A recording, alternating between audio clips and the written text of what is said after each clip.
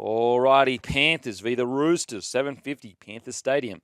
You can listen to this live on SEN. As always, the best callers in the game on SEN, so make sure to tune in. Panthers team news. Final game to be played at Penrith Park. Cleary returns after 3 games out with a shoulder injury in the only change. Roosters team news. Young, Tupou, Collins and Butcher all return after missing the final game of the regular season. May and White return to the bench. How do you see this one, Smithy? Oh, what a cracking game to open the final series. Team 2 v Team 3.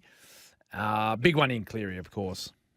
I think that's the one that everyone's got their eye on, is because there's been a little bit of criticism for Penrith, Kempy. Yeah. Over the last few weeks, saying, well, no, they're not the team they've been, or they've seemed like they're slightly off. And like, I agree, like they've changed a bit and they've lost personnel. There's no doubt about that. But there's no way I'm in a position to say they're gone or they can't win it this year. There's no way I'm going to do that. Given the personnel they still have. And I'll tell you what, Cleary back, and if it all starts to click for them again over the next couple of weeks, well, look out. Whoever it is that they're facing. Would have loved to have seen a fully fit Roosters side available this week. Of course, Walker out, Brandon Smith out as well, and Victor Radley. But, geez, looking through their lineup right now, goodness me, like it is such a good lineup. When you just go through it, like Tedesco, Tupou, Suoli'i, Manu, Young, Kiri, and you throw Sandon Smith in there, what a backline. Yeah. Incredible backline. Yep. And then you go down to the forwards and go, well, that's a representative forward pack. Mm-hmm. Yep. The entire pack have played representative football. Yep. And a couple of guys in there are in supreme form. Like, Connor Watson burst. He come back from injury and just really exploded into that New South Wales Blues side. Angus Crichton has had one of the best seasons of his career. Lindsay Collins is playing great football as well. Spencer Leniu. It's just, I'll tell you what, it makes for a great game. I am leaning towards Penrith, though, given they're playing at home. Last game at Penrith Park before it's knocked down and refurbed, and their main man's back. Oh, mate. To steer the ship around. So, yep. I can't wait for this one. I'm doing this one for Channel 9, so I'm going to be there calling it. I can't wait for it. It's going to be a cracking opener. I'm just leaning towards Penrith, though, Kempy. Oh, mate. I agree with you in regards to the Roosters. I understand it's not your starting side that you would have and you've got key players out, but by God, this side on paper, Spencer Leniu versus Leota, Connor Watson versus Kenny, Collins versus Fisher-Harris, Crichton versus Sorensen, Martin versus Satili Tupinoa, and Butcher versus Yo. That's a pretty even match. That's as pretty even. And then you go to the back line. You've got Tedesco versus Edwards, even as anything. You've got Tupou versus Taruva. Tupou probably gets the nod there. You've got Suoli'i versus Tungo. Suoli'i probably gets the nod there in regards to form-wise. Yep. Then you've got Manu versus Alamotti. Manu gets the nod there. You've got Young versus To'o. To'o gets a young nod there. Luai versus Kiri. Luai would get the nod for sure. But we have to remember, Kiri has also won 3 premierships himself. He is no slouch. Yep. Clive Churchill medalist. Yep, Clive Churchill. And then obviously you've got Cleary versus Smith, and Cleary is out and out the better player there. But to suggest that, on paper, there is a world between these two sides, I just don't agree with it. I really don't agree with it. No, I don't. And it's, looking at the way the Roosters have played this year, particularly with Walker, right? So he's the big one. So he's been able to produce some individual brilliance for this footy side and create things from nothing, from nowhere. Those little dinky kicks that he comes up with, a couple of, sort of long, loopy cutout passes that you really, when you see him throw them, you're just like, oh, what's he doing? But all of a sudden, it gets the ball quickly out to, say, Manu or Suoli'i, and away they go. They make some good meters, or they make a line break, whatever it is. And they're able to find points. That's their danger, right? They can score some big points on you if you're not ready. But I can't look past the fact that this Penrith side, they are a side that love grinding through 80 minutes. And this is what this time of the year is all about. You can't build a game around, well, let's just go and blow the opposition off the park. Because I think when you have that mindset and it doesn't come off, well, all of a sudden you're sitting there going, okay, geez, what's our plan B? What do we do now? Yeah. We haven't been able to score. We're 30 minutes into the game. We haven't scored a point. The opposition have. It's 6-0 to them. Our plan was to come and blow them off the park, and we haven't. Now what? I think as well with the Panthers, yes, to me they do look a bit beaten down, injured, carrying niggles everywhere. I think if you went into that locker room right now, I think you'd find a lot of blokes hanging by a thread. Yeah. However, I do think that the injection of Cleary it's at least going to get 2 80-minute performances out of them. Do they have the physical ability to go 3 games on the trot with how tired they look? That's where I start to question their fatigue. Could they get to a prelim and get beaten by a fresher side because they have been up for so long? That's where I go. That's where I think the fatigue might set in. However, I don't think it's going to set in the first week of the finals. And also, you would know this better than anyone, Smithy. And granted, this is what made the Storm so great. But a lot of people are pointing to the Titans' performance and going, look, they just scraped by the Titans. I tell you what, after winning 3 premierships and being at the top of the table for 4 years in a row, getting up for a Titans game at the end of the season when there's nothing on the line, it's pretty hard. Yeah. I know in a fairyland we like to say, oh, they should be up for every game. Every game matters. Yep. Human nature kicks in at some point, surely. Yeah. And it seemed as though they did what they had to do. Yeah.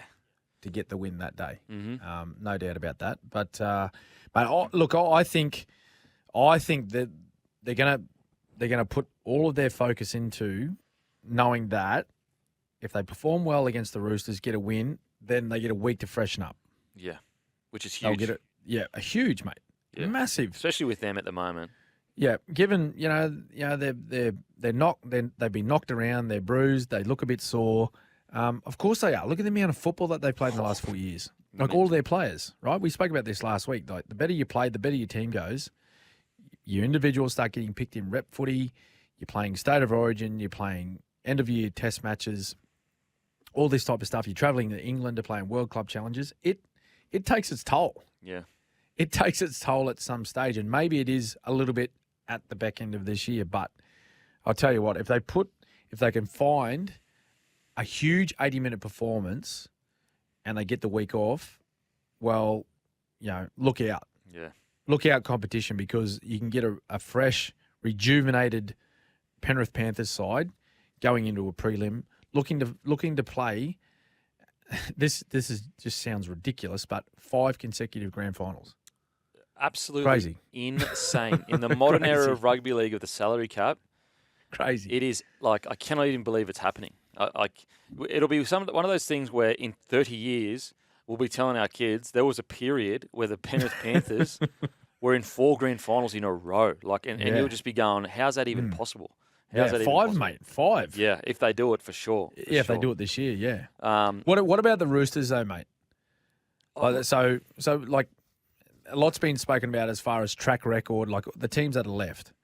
Track record against top 8 sides. They've got 3 wins from, 10 games? Yeah, not good. They got the second worst record of the top 8 against top 8 sides, with the Knights being the worst. Does that mean anything? Or do you take anything from away from that, or do you just go, nah, look, new competition, it's finals. Forget what happened in the regular season. This is now just all head to head each week. Mate, I'm the worst person to ask because I get hoodwinked and bamboozled by this Roosters side on paper every year. Yeah. Every year since 2019, right. I have sat there and looked at it and gone, this side's a premiership heavyweight on paper. Even though for the first, 3 years into it, where I should have been they've had a credible side on paper and still not done anything, I'm still saying it. So I'm the worst person to ask. I personally think it means nothing heading into finals footy. I think that team is way too good to not be a scary side to play during finals footy. I think I don't know whether they'll win, but I think that they're a dangerous side to play. Yeah, I agree. Look, I'm tipping Penrith. Yeah, But I think this is going to be a cracking game. absolutely. All right. And wouldn't be like I'm not going to sit there and go, oh, geez, I didn't see that coming if the Roosters win. Oh, no. If we're sitting there and the Roosters are dominating through the middle with their big forwards and Joey Manu and Teddy, Yep. won't be surprised one little bit. I'm actually quite surprised at how many people are just completely writing the Roosters off. I don't agree with that. All righty. We're going to head to a break. After the break, Storm versus Sharks. Welcome back to the Captain's Run. Storm v the Sharks, Saturday, 4:05, Amy Park. Pappenhausen and Welsh return after missing last week's game. Fa'alogo hamstring injury means he will likely miss at least the first 2 weeks of the finals. Sharkies team news. Korfusi returns from being rested against Manly, moving Royce Hunt to the bench. Hazelton is likely to miss out after picking up a knee injury. That's a huge out. He was so important against Manly. How do you see this one, Smithy? Well, I've got my boys winning Melbourne. They've been going really quite strong over the last few weeks, in particular with all their players back. Christian Welsh comes back into the side after being rested against the Broncos. Pappenhausen as well. A couple of big ins there, right? So hopefully Pappy's 100% ready to go. Fa'alogo, he picked up that hammy injury, so he's out for a few weeks. So no sort of genuine number one. If Paps was to go down, I'm thinking that'll be Wishy would go back to fullback maybe. Well, he threw Munster back there last week, didn't he? Yes, for a period, yep. And Wishart went into the halves. But look, I'm going Storm, but I must say I'm going to be completely honest. I am a little bit nervous, just a little bit nervous. Given if you look at the last couple of games, right? So Craig opted to rest 11 players, go up to Townsville, and just got beat. I'm really impressed with the performance. Really impressed by the performance of a lot of young guys that went up there and got beat only just 38-30.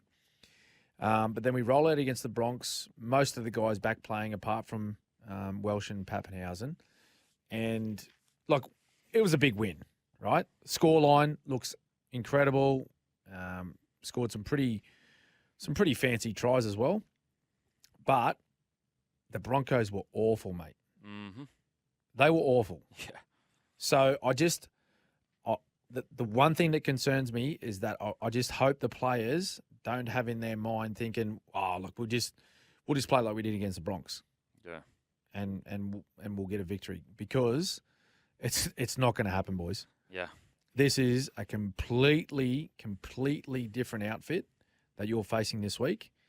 Okay, they put 40 on Manly last week. They've got all their players back now. They're a side that haven't played for the majority of the season with their strongest lineup. They are now, and I think they'll be hungry. They'll be hungry for a few reasons, right? Nico won. He'll want to silence a few critics of his own. Secondly, the talk around, Cronulla over the last couple of years not having the ability to win the big matches, which they haven't. That's a fact. But I think they'll want to prove to themselves and a lot of people that they can do it. And the fact that they've gone down there and beat Melbourne this year already, mate, I think they'll take a lot of confidence going down there. That's what makes me a little bit nervous. I'm backing Melbourne to win it, but I must say I've got a few little nerves just floating around at the moment. Well, I think your nerves are warranted, Smithy, because you have to remember the Sharkies last year and the year before, the whole drama was around they hadn't beaten any top 8 sides. And basically, they couldn't beat top 8 sides. And they'd almost had an easy draw into the end of the season. However, this year, 6 out of 9 games against top 8 sides Sharkies have won, and it's flown under the radar. No one's spoken about it. Because I remember vividly earlier this year when they were going up against the top-tier sides, that was the yarn heading in, is like they need to be able to get one, like literally just one scalp. That's what we're talking about, one scalp. They've done it 6 out of 9 times with a 66.6 win percentage against top 8 sides, which is the second best out of the top 8. You're right. So you've got the Cowboys 7 out of 10, Manly and Sharkies at 6 out of 9. Then you've got the Panthers at 7 out of 11, and you've got the Storm of 6 out of 10. Then you've got the Bulldogs 4 out of 11, the Roosters 3 out of 10, and the Knights 1 out of 10. So it shows you this isn't the same Sharky side that we looked at last year and the year before that. And this is their grand final. In my opinion, if I'm Fitzy, this is their grand final because once you get this monkey off your back, you're almost good to go, for the rest of his coaching kind of, not career, but you know what I mean, the next few years, it's just gone. You don't have to worry about that pressure anymore. So it's almost like a grand final for him. You just it's the monkey off the back, right? For a lot of the players, particularly Fitzy as coach and Nico as the halfback, and I think he's come out this week already and said, "Oh, look, there's criticism of any player that wears the number 7, especially at this time of year. So if your team doesn't get a result, a lot of the criticism is aimed towards the halfback because he's the chief playmaker and in charge of the game plan and getting the team around the park and whatnot. So there'll be a point to prove. Like for the Sharks, don't." If there's any word of advice for them, don't make it personal. Yeah. Don't go into this game trying to prove people wrong, other people wrong. Prove to yourself. Yeah. That's all they got to do. Yeah. Because the facts are there for us to see that they haven't performed well in finals over the last 2 years. They just haven't. What was it? 2022? Where they finished second and they got bundled out straight sets. Yeah, so They went an incredible game against the Cowboys where they looked like they had in a bag, and then the Cowboys, I think it was Tamalolo runs a really good lead, I think, and they score. Yep. And then they lose to the Eels, I'm pretty sure. And then the Eels go up and lose. Yeah. Anyway, then the next year it was the Roosters game, and they looked like they had that in the bag with a lot of things going against the Roosters, some tough calls against the Sharkies. Yep. And they lost that game. Yeah, so for them, don't try and prove anyone wrong, outside of your club, journos, whatever, fans from other clubs, whatever it is, the things that you're hearing. Go out there and prove to yourself, boys, that you can compete at this time of year. That's all you got to do. Yep. And understand that you've got a good game plan and you've got a good footy side, and go out and play pretty much like the way they did last week against Manly. Absolutely, and also heading into this season, it is different to last year because you have beaten a bunch of top 8 sides. So if you're Fitzy, you're sitting there going, boys, we are a better side.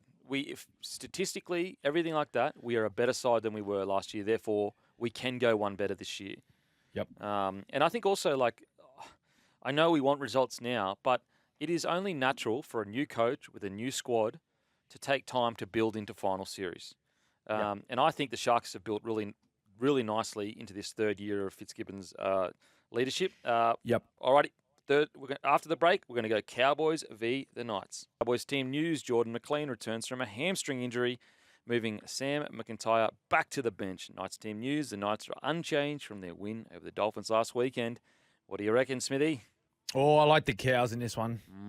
I really do. I just think they're specials, given the form that they're taking into this one. Slightly, they were unconvincing against Storm, right? But I reckon they come into that game thinking, "Oh, look, we got to win this." It's a very much an understrength side, so I reckon they were a little bit. Well, I wouldn't say underprepared. I just think they come in there with a little bit of a soft attitude. Whereas last week, that's got to be the best performance of their season, surely. Just watching them go about, unraveling the Dogs' defense with their footy was incredible. They had a great mix of their physical stuff through the middle. They had their razzle dazzle out wide, and they backed it up with their defense as well. Something that we haven't seen a lot of this year. So I just think being in Townsville, playing in front of a big crowd. It's just going to be a little bit too much for Newcastle. Although, Knights coach Adam O'Brien's come out and said, well, I think our team's a little bit better prepared for this one, given we've played in some tight, tough matches, unlike the opposition who have played in some blowouts of late. Whether that means anything or we read into that too much, I just think across the park, there's a little bit more strike in the Cowboys lineup. Yeah, I think the worrying thing for Knights is if KP gets shut down, where do their points come from? Well, that's right. You know, Exactly. you look at last week, and he basically was responsible for both of their tries. Yeah. Like purely KP made those tries happen. Yeah. Out of Um, nothing. Out of nothing. yeah, literally nothing. Just drifting across field, getting into dummy half, making line breaks. And so the concern for the Knights is if the Cowboys can come up with a game plan that just shuts him out or is just very, very aware when he's around the ruck, it's going to be really hard for them to score points because they don't necessarily have halves that can create space for their outside men to do something special. Yeah. Whereas you look at the Cowboy side, if you shut down Drinkwater, you've got to worry about Val Holmes, you've got to worry about Taulagi, you've got to worry about Dearden, Lukey, Nanai. Whereas that Newcastle side, the problem is that Bradman, Best, and Gagai, they are attacking weapons, but they don't have the halves to unlock them at this stage. Yeah. They got to rely on Kalen, don't they? Really, to give them some quality football out there. Exactly, unless they have the game of their lives and they just this is the first game where a Cogger and a Phoenix Crossland can really open them up. But I just haven't seen that yet, unfortunately, for the Knights. And then when you look at Cows, right? So they had the most representation in Origin this year, I believe. Yes, 6, I think. Yeah, so like you've got guys there that have played. You've got guys that have played at that high level, and that they can step up and make that next, that next step into finals football and play at a higher level. Whereas across a lot of the Newcastle side, a handful of them played in last year's final series, and went fairly deep, but that was again off the back of just some out of the box performances by Kalen Ponga, right? So we know that, and this is no disrespect to the rest of that footy side, but it really comes down to how much influence will KP have. Absolutely. If the Cowboys give him latitude to go and do his thing, well, they'll be dangerous. Yep. They'll be dangerous. So there's no doubt if there's one player on their tip sheet this week, the Cows, it's got to be Kalen Ponga. And Absolutely. they need to do, just whenever he gets the ball, it needs to be a straight line and people moving at him and just smother him. Yeah. Smother him. Smother KP, take his opportunities out of the game, minimise his opportunities, I should say, and that will go a long way to winning this one. Alrighty, Doggies versus the Seagulls. Adokar stands himself down. Sherry, Burton, Skelton all return. Kiraz moves to wing after starting in the centres last week. Manly team news. Travojevic returns from a shoulder injury. Cooler back to the centres. Tommy Talau moves back to the wing. What do you reckon, Smithy? $1.90 a piece, this mob. I'd say this is game 1 and game 4 are the closest ones for me. Okay. So Roosters, Penrith, and then now this one. And there's a bit of, I won't say people are bagging the Dogs, but it's not as positive as it was 6 weeks ago, right? Yeah. Given the last couple of results. But, that's their own doing. And the coaches come out and said too, like, we are so far off where we were and what our expectations are. It's not funny. Particularly with their defence. They've been all over the shop the last couple of weeks. Defensively, like soft. And their errors. Haven't they? Oh, mate, their errors as well. Coming out of trouble. That's half the battle, I think, for the Doggies. Is just making errors in the wrong part of the field at the moment. Yeah. I mean, granted, to be fair, and sorry, I don't like singling a player out. Hutchinson had a really poor game last week. Yep. You put Burton back in that side, they may still have lost, but it probably wouldn't have gotten away from him as much as it did, I think. Yep. But I personally think, mate, I think Manly, just too many players in key positions that have got big game experience. Do you read much into last week's performance? I do. 40 points they haven't scored on them. I do, unfortunately, because it's been 2 weeks in a row. Yeah. I think they're running it. I think they've had such an incredible year. I think they're tired. I think it's been a massive year. You can only stay up for so long. They've proved everyone wrong. Unfortunately, I think the Manly Seagulls get the job done. Well, yeah. Well, a couple of weeks ago, right? So they beat the Doggies. And that was one of the more explosive performances I've seen from them. They were physical, Olakau'atu. They couldn't tackle Olakau'atu. The two front rowers started well. That will be in their mind. Yeah. That will be their go-to is that power start. And if they can get on top early, they might be able to finish them off. I think everything being equal, I think Manly get past the Doggies just maybe 6 or 10 points.